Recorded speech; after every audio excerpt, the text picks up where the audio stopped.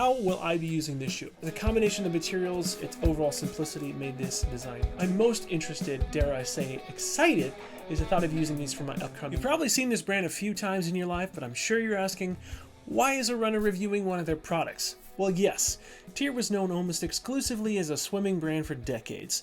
Meanwhile, over the years, they've expanded into the triathlon space as well as the strength training and CrossFit sectors. But now, TYR is making a shoe for runners and for racing. And this shoe is one of their breakout models. Should they have stuck with what they've done in the past? Are they too late to the party? Or is this party just getting started? It's time to run in the TYR Valkyrie Speedworks.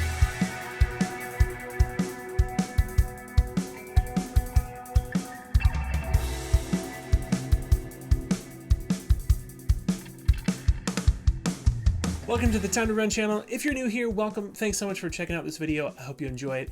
If you like what you see, please let me know by hitting the like button and leaving a comment, and even doing me the honor of subscribing. Any and all those things mean a world of support.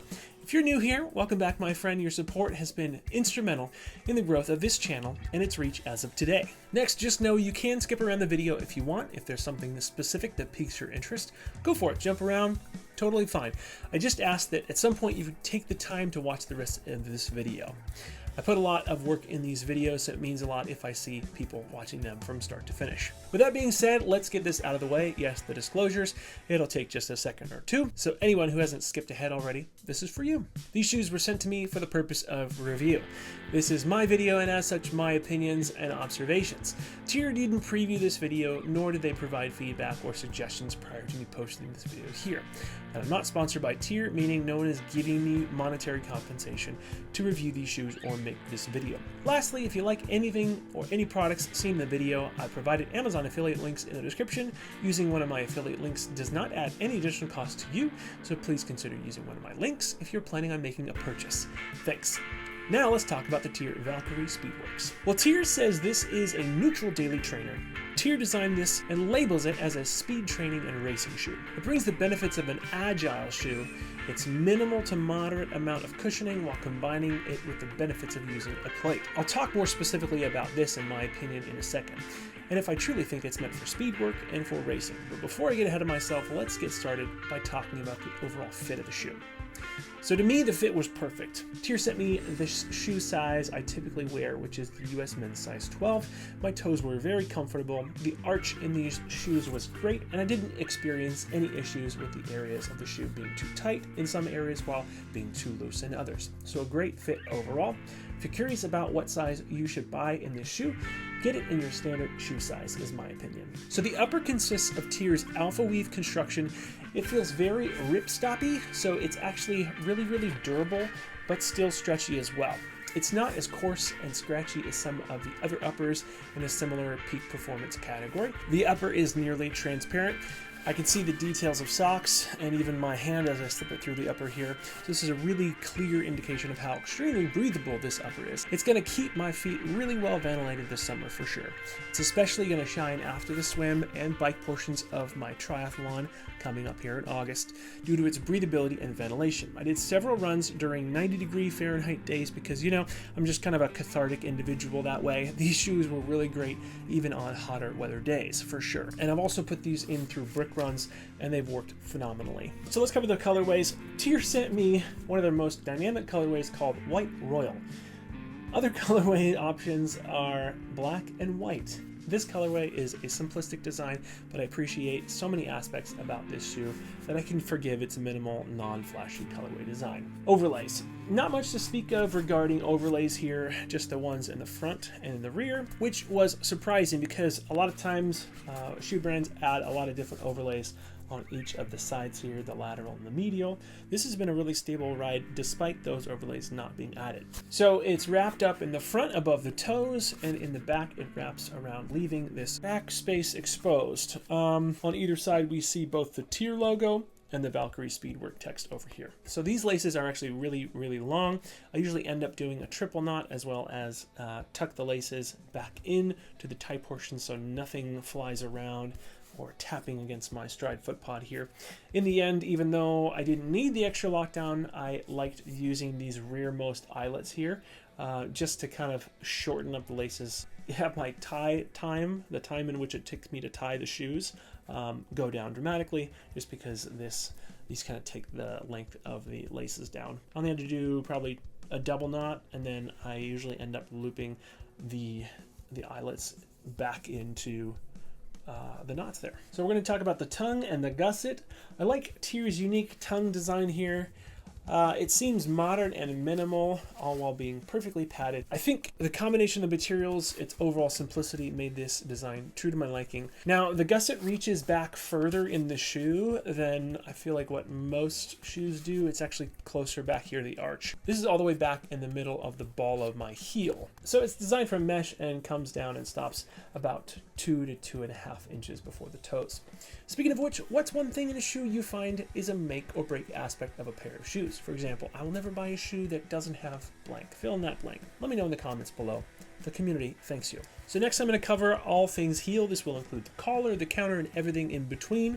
I've already mentioned the overlay here, so let's move on to the collar. So the materials around the collar are really comfortable around the leg and ankle. It's fairly thin as far as padding goes, but in this case, I think it's a good thing. I do have to mention I had a pair of socks which caused some abrasion back here on my actual skin when paired with these shoes. But once I just chose a different pair of socks, the problem was solved. So if you experience that kind of abrasion while you're wearing these shoes, just try a different pair of socks and see how that suits you. The counter kept my foot in place for all my runs. There's just a little bit of flex here and give, but overall I definitely liked it, all things considered. All right, before we talk about the midsole foam, I want to mention and correct, we do corrections here on this channel as well, my previous video, which was a reaction/unboxing video. I previously thought that this was a carbon fiber plate. Kind of looked carbon fibery. It is, however, a full-length nylon plate similar to that of the Endorphin Speed lineup. The performance you get from the plate is phenomenal and cannot be minimized. Landing on the midfoot here or closer to the forefoot section of the midsole here makes for a really dynamic rebound and toe off. TYR's midsole foam is called Launch PX. It's right in the sweet spot of cushioning, not too much and not too little.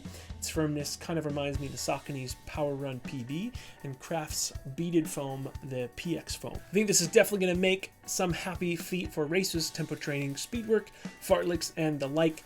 Cornering felt good. I didn't feel unstable. There was no break-in period for this shoe as well. Also, speaking of which, I wanted to ask you, do you feel like most times there's a break-in period for shoes you run in?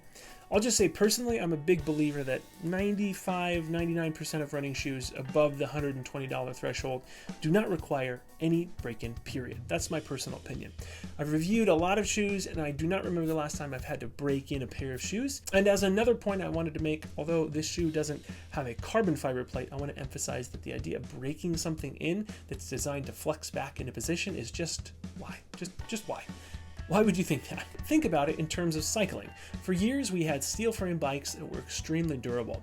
It would require a significant amount of tensile strength to bend a steel frame bike. If a cyclist would be involved in a crash, deformation was significantly less likely as steel is more likely to rebound and return back to its designed shape. The downside is they're very heavy. Now, when aluminum arrives on the cycling scene, it's a feature that entails being one of the lightest materials a cyclist could buy. The downside of aluminum frames, deformation was almost guaranteed during crashes, essentially making bikes useless if they're involved in a single crash. The whole point of carbon fiber is to rebound back into shape. That's the whole idea. So, do you break in shoes? Do you feel like there's a break-in period for carbon fiber plates in shoes? Let me know in the comments below. Please hit that like button if you found anything helpful thus far on this video. Please leave a comment as well about what you found helpful so others can share in your discovery or in the community conversation. Thanks. So the outsole, I put just about 20 miles on these shoes already, and thus far, durability-wise, things are looking great. The outsole rubber is very tacky and has shown a good amount of strength even in 90-degree Fahrenheit weather. Overall, I feel like it's holding up really, really well. So, concluding thoughts, how will I be using this shoe?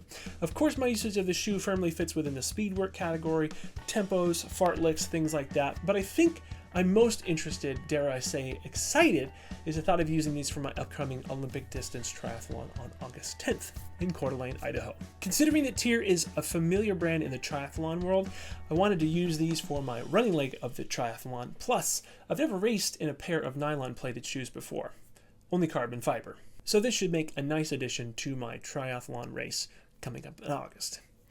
Well, that concludes my review of the TYR Valkyrie Speedworks. I hope you found this video helpful. Be sure you hit the like button if you did, and don't forget to subscribe so you don't miss any future content from the channel.